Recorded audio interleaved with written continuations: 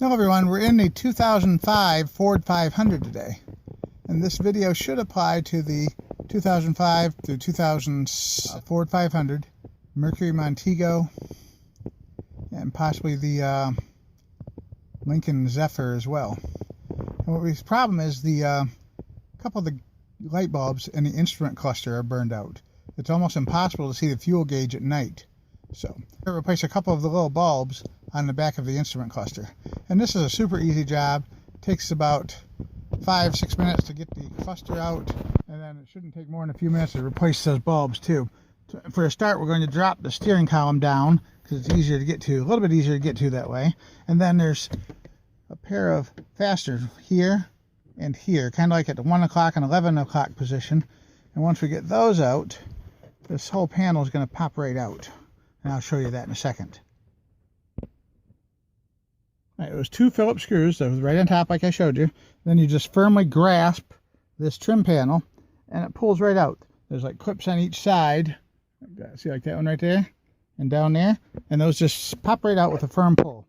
Next we're going to have 4, I think those are 7mm hex bolts that hold the instrument panel in place. So we're going to take those out. All right, we've removed the 4 7mm screws, and the only thing left is this little hinge electrical connector on top. You just slide this gray tab over to the right, and it actually pops that connector right out of the instrument panel. Then we can hold it in our hands and manipulate it and do whatever we need to do. But first I'm going to turn the lights on so I can get a clear view of which bulbs and how many are actually burned out, so we know which ones need to be replaced.